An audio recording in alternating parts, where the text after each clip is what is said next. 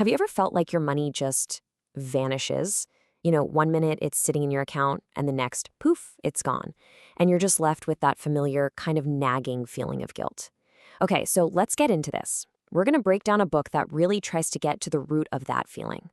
It's called Good with Money by Emma Edwards, and it is all about the deep psychology behind why we spend the way we do.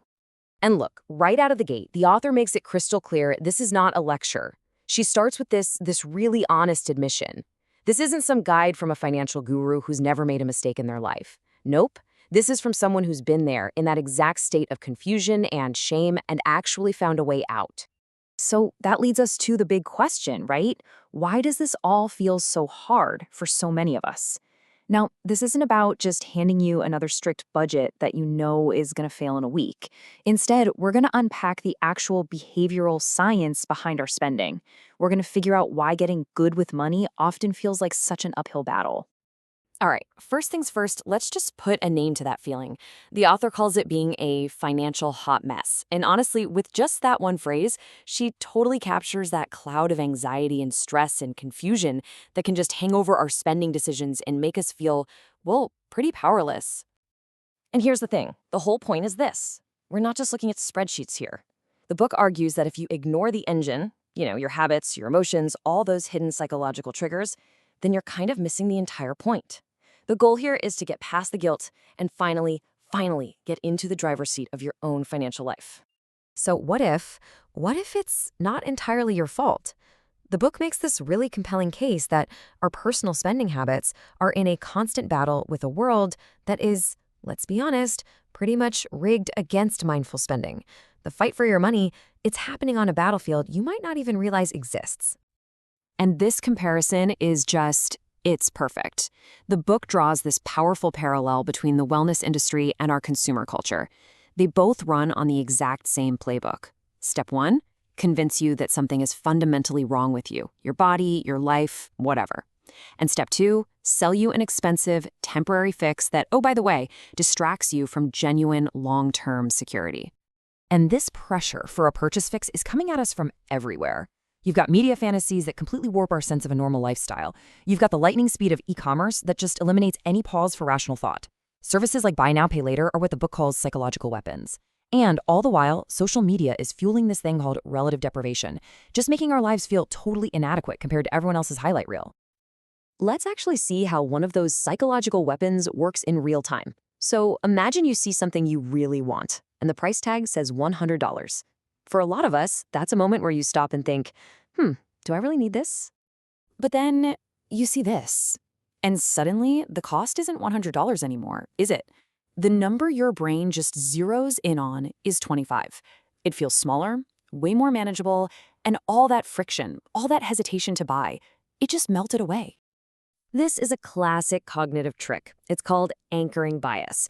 Your brain literally latches onto or anchors to that first piece of info, the small payment, instead of the total cost. And retailers know this works. It basically lets you bypass the rational part of your brain that might have said no to a $100 purchase, making you way more likely to spend. Okay, so the outside world is a minefield. Got it. But the book argues that the internal battle is just as tough. Because our own brains, well, they're often wired for that instant gratification of today, not the long-term planning for tomorrow. So when those strong emotions hit, stress, boredom, sadness, the primal part of our brain can totally hijack our rational side. And the book gives this emotional voice a name, the inner creative director. Its only job is to spin a really compelling story to justify an impulse buy.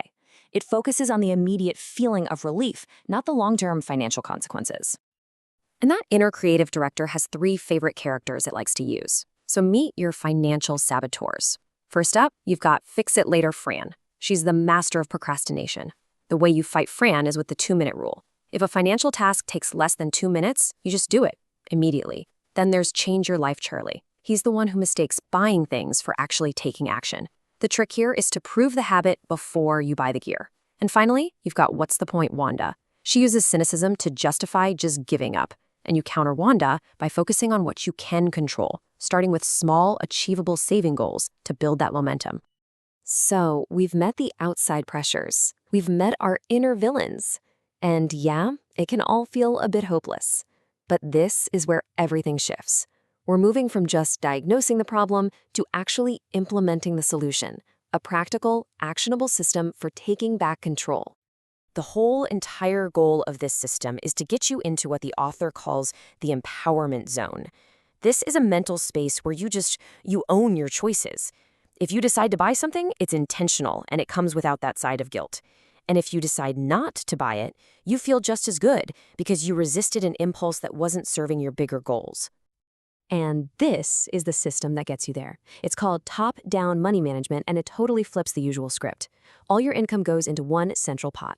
From there, you immediately pay your essentials. Then, and this is the absolute game changer, you fund your future. That means savings, investments, and these things called sinking funds, which are just mini savings pots for big, predictable costs like car insurance or holiday gifts, so they never turn into an emergency. Only after your future self is taken care of does the rest become your guilt-free fun money. And to fight that "I just got paid, I'm rich" feeling that triggers impulse buys, the book has this brilliant strategy called payday neutrality. So instead of getting your entire month's fun money all at once, you automate it. You set up a recurring transfer that drip feeds your allowance into your spending account weekly or even daily. This just smooths out the financial highs and lows and gets rid of that powerful psychological trigger of seeing a big lump sum just sitting there, begging to be spent. And here it is, that powerful tool for beating Change Your Life Charlie.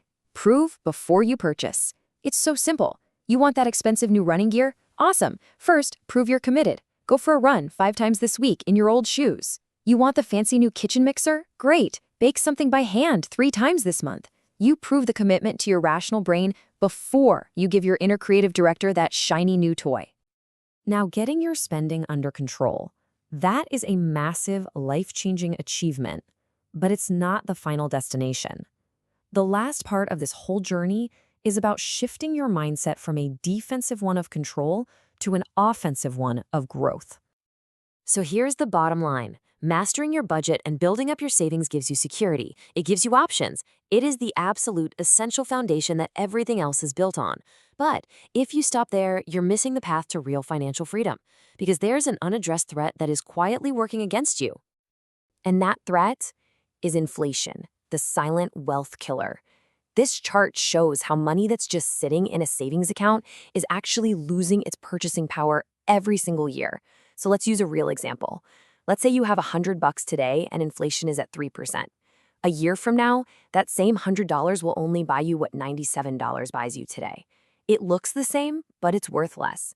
Saving protects your money, but to truly grow your wealth, you have to invest it. You have to make it outpace inflation. Okay, that was a lot of information, I know, but knowledge is only powerful when you actually use it. So let's wrap this up with a really simple, practical mission that you can start the second this is over. The very next time you feel that little itch to click buy now, just try this 3-step process. First, just pause. That's it. Create a little gap between the feeling and the action. Second, identify the voice. Is that Fran telling you to just worry about it later? Is it Charlie convinced this one purchase will change everything? Or is it Wanda saying none of it matters anyway? And third, solve for the real need. Ask yourself, what am I really feeling right now? And see if you can find a way to address that feeling that doesn't involve your wallet. Just interrupting that automatic script, that's where your power begins. It's how you start to take back control, which leaves us with this one final thought. Once you're in the driver's seat, money stops being just a tool for buying temporary fixes. It becomes a tool to build a life. So the real question is, what could yours build?